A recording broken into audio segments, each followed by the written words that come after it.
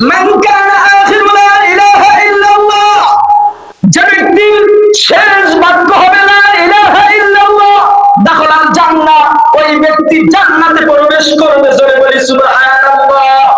তাহলে কি ভাই লা ইলাহা ইল্লাল্লাহর পাওয়ার আছে না নাই? আবার দেখেন মৃত্যুটা ভালো মৃত্যু হয়ে যাবে কিভাবে বুঝবেন?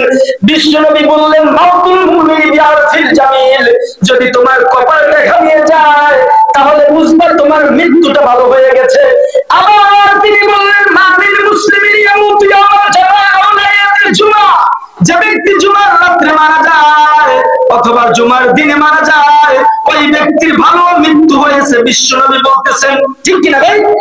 এরপরে আবার বললেন সাহিবুল হাদাব, আপনি একটা দেওয়ালের পাশে দাঁড়িয়ে আছেন, দেওয়ালটা ধসে আপনি দুনিয়া থেকে বিদায় হয়ে গেছেন, বিশ্বনবী বললেন ফাহুয়া শাহিদ, যে ব্যক্তি দেওয়ালের নিচে ধসে মারা যায় ওই ব্যক্তিকে শহীদ বলেছেন কে?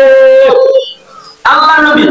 এরপরে আল্লাহ নবী বললেন মান কুতিলা দুনাকা দীনি, যে ব্যক্তি ইসলামের জন্য জীবন দেয় ওই ব্যক্তিও শহীদ। জোরে বলেন সুবহানাল্লাহ।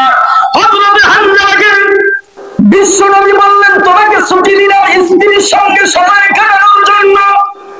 স্ত্রীর সঙ্গে সময় কাটাচ্ছেন, এর মধ্যে যুদ্ধের দামামা বেজে উঠলো।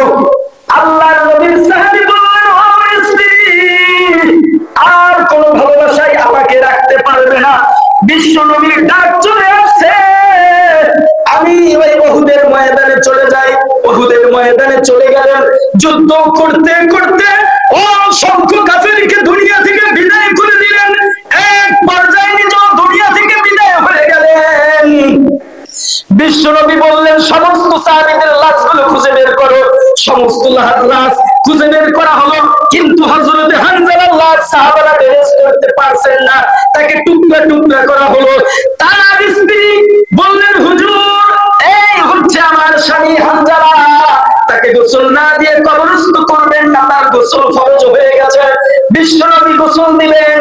ইন দ্য মিনটাইম ফেরেশতা এসে বললেন দুনিয়ার সাধারণ বান্দারা কেন গোসলের দরকার নাই, জান্নাতের সর্বশ্রেষ্ঠ পানি দ্বারা হযরত হানজালাকে আল্লাহ গোসলের ব্যবস্থা করেছেন।